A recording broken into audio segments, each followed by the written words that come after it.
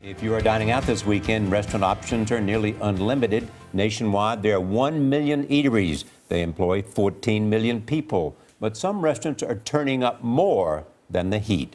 Owners believe it is time to make some noise. Dahler is at Santina in New York City, and he shows us the battle over dishing out decibels.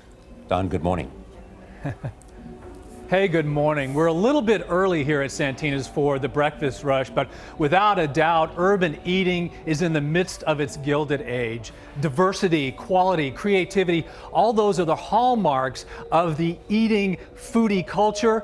And while a lot of the best chefs are creating tons of buzz, so are their restaurants, literally. It's 7:30 Wednesday night in New York City. Drinks are flowing. Food rushing out of the kitchen, and the dining room buzzing. Is this your guys' first time here? All music to restaurant owner Gabriel Stolman's ears. Restaurants are an opportunity for me to paint, to make music, to create. In his 6 restaurants around Greenwich Village, Stolman prides himself on creating the perfect atmosphere. If I can look and see somebody bobbing their head to a song that's playing, while we're serving them an incredible salmon tartare with a sweet corn brodetto, yeah, that's really cool to me. Crowds are flowing into restaurants like Stolman's for a good meal in a hip environment. But one thing they might not be able to enjoy, a conversation. We got like 45 people in a room of 600 square feet. Yeah, even if you had a dinner party at home and you had that many people at the table, it would be Hell yeah. pretty loud. Yeah. I've never had 34 people in my home for a dinner party, and if I did, I'm sure my neighbor would complain. The idea is to create a party atmosphere in a lot of these places. Restaurant critic Adam Platt has reluctantly listened to this transition over his 15-year career with New York Magazine. The classic old-fashioned, fancy, quote-unquote fancy restaurant was a hushed, sort of darkened little parlor. Now it's really the exact opposite. It's like the siren. It's like it's the noise does. It attracts people like you know, moths to a flame. The thought, if you can hear the restaurant from the street, the people inside are having a good time.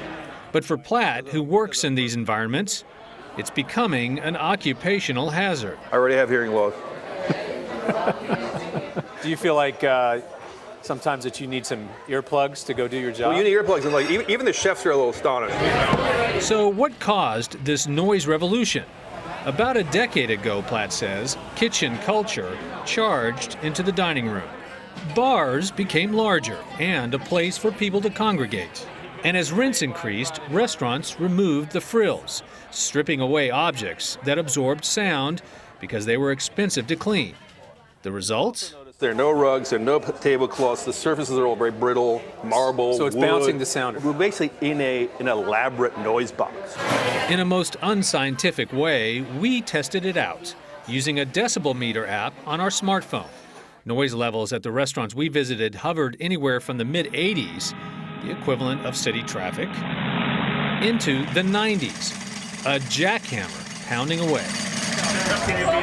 Owners like Stolman say they're simply giving people what they want.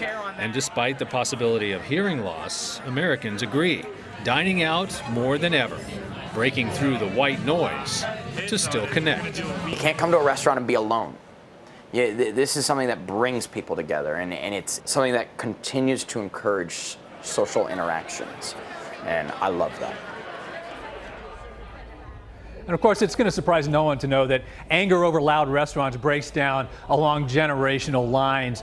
There are quite a few older people who pine for the days of the murmuring conversation and the tablecloths, but a lot of young people would probably think that's the most boring dinner ever.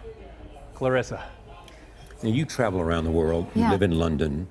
Is it true in those cities as well? It's true in those cities as well. These restaurants are getting so noisy, and clearly I'm an old fogey because I find it incredibly distracting if I can't have a conversation. And how close they sit everyone together. I just love sitting at a table. A round table is Having great. a good conversation. Whoever like designed this. a round table. Are we going to get the salmon tartare with the With the sweet corn sweet corn bread for brodetto? the green room? As soon as we get the music. Thank you so much, Don Dahler.